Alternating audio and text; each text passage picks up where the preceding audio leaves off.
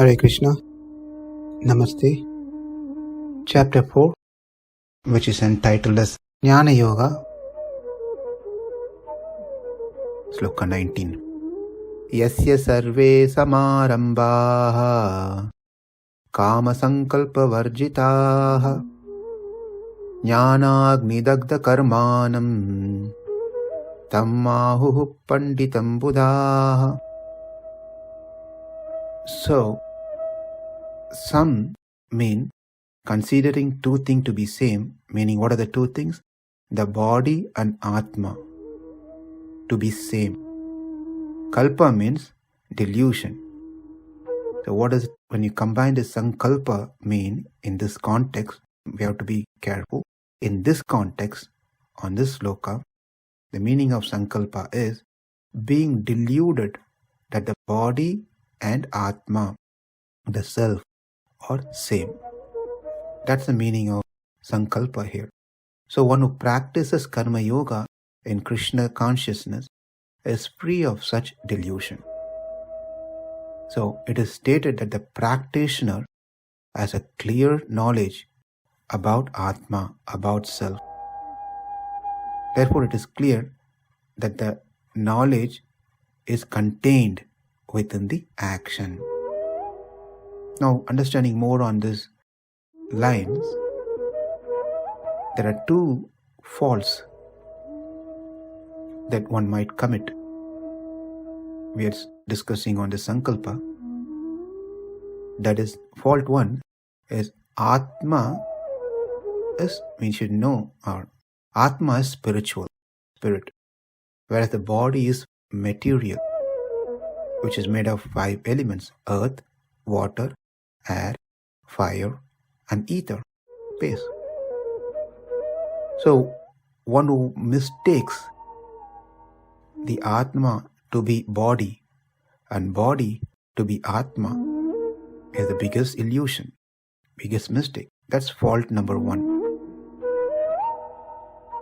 So, second fault is the differences that one sees in the body, which is simply due to the 3 modes and due to the past karma of that person present in certain form in that body: tall, short, thin, fat, dark, fair, human, deva, lion, dog, etc. So these differences we see in the body. I am human. Someone is saying I am a human. Whereas I and human are totally 2 different entities. So the right answer is I, Atma, whereas human is the body, identification, the body. Therefore I am not human and the human is not I. They are 2 different things. So, when I say I am human, then I am identifying myself as human. Whereas the truth is, I am not human. Well, in Kali Yuga, if I say this is very applicable, I am not human, because this is very well we seen in many behaviors of people. They behave not like human at all. Therefore, maybe this is applicable for in the current stage that I am not human. That's how everyone behaves maybe. But that's not what is being conveyed here. That's not the message here. That doesn't mean that they are, we can consider this and apply to say I am not the human, then I can do however I want. But what we are discussing is on the higher level, that clear understanding of self and body, the differences between self and body. So as long as I identify myself with the body, I will be not free of the illusion. In other words, those who identify themselves to be the body and body to be Atma are considered as mudas or fools. The person is called fool because they don't have knowledge. Here in this case, they don't have the true knowledge. of what is Atma and what is body. When I don't have the proper knowledge, then this wrong illusion, this wrong idea that I have will further create more karmas. We are accumulating more karma. When we accumulate more karma, which means we are a permanent resident, citizen of this world, material world, we'll be entangled here further and never be released.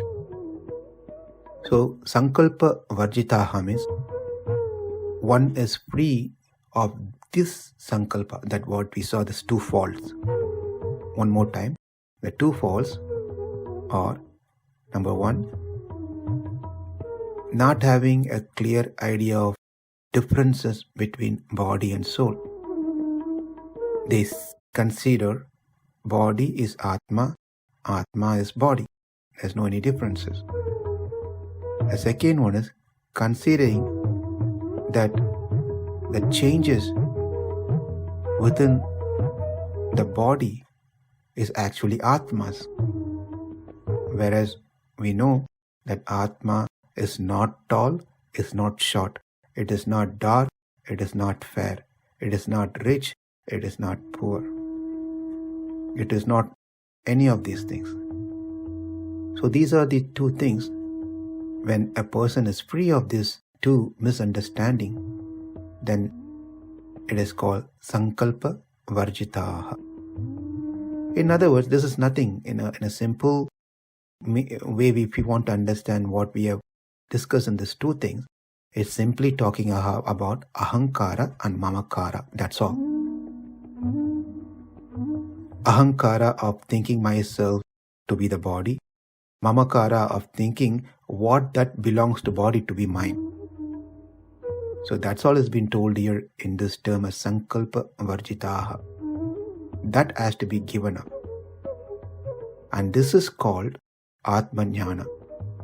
When one does the karma in this way, then the karma, which is a wall blocking, will be gone.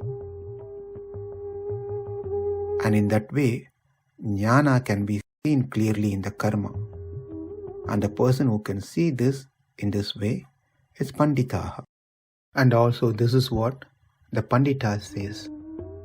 Now the Pandita, or one who rejects the lower thoughts and accepts the higher thoughts, they are the one who are called as Pandit. Lower thoughts here is considering the body and soul to be same. Higher thought is clearly understanding the difference between body and soul. Lower thoughts here is considering the difference of that one sees in the body belongs to Atma, whereas the higher thought is clearly understanding the differences that we are seeing is only to the body and not to the Atma. And such person are called Paṇḍitaṁ.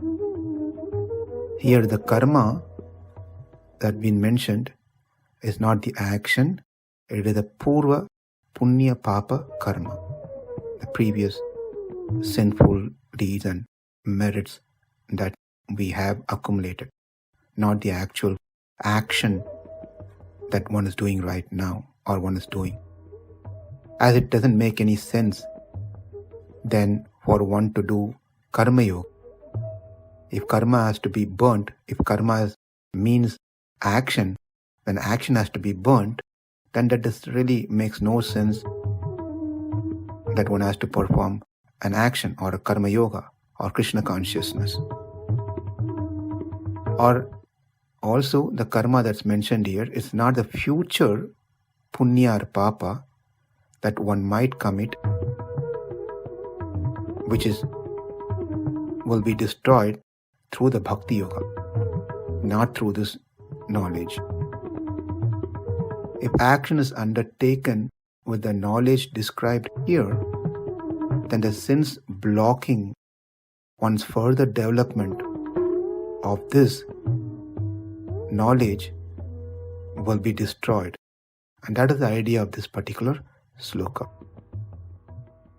So when one does their karma in this manner, that I am not this body, the differences that I see are not of my Atma, I am servant of Krishna, and I am not interested in the results of my action.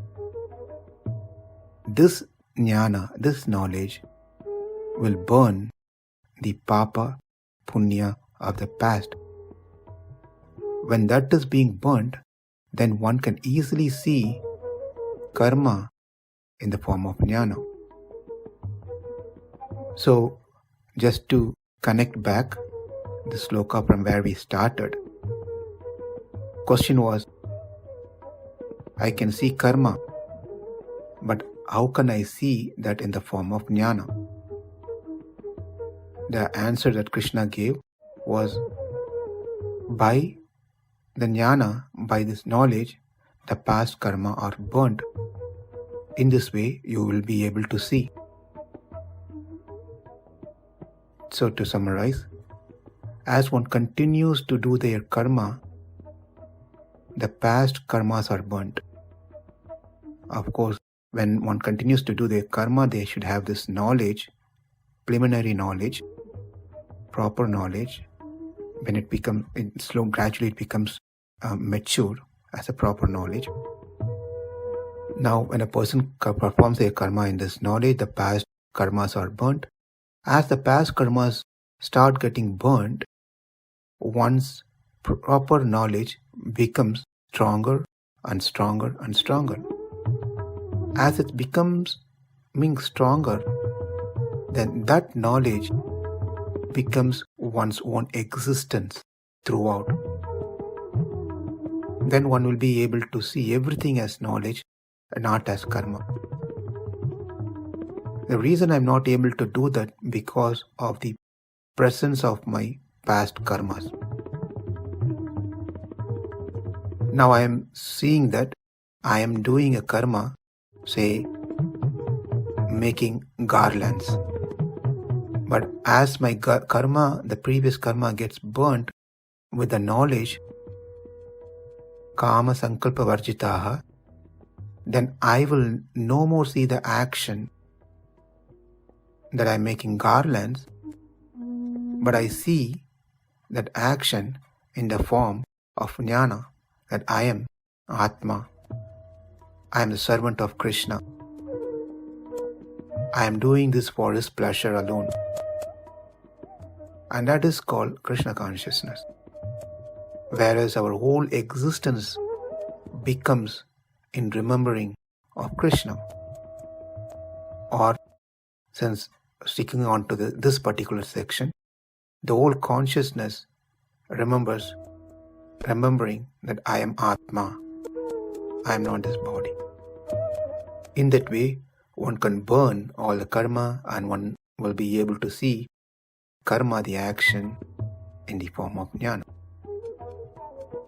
Yasya sarve samārambhāḥ kāma-saṅkalpa-varjitāḥ jñānāgni-dagdha-karmāṇaṁ tam āhuḥ paṇḍitaṁ budhāḥ. Namaste. Hare Krishna.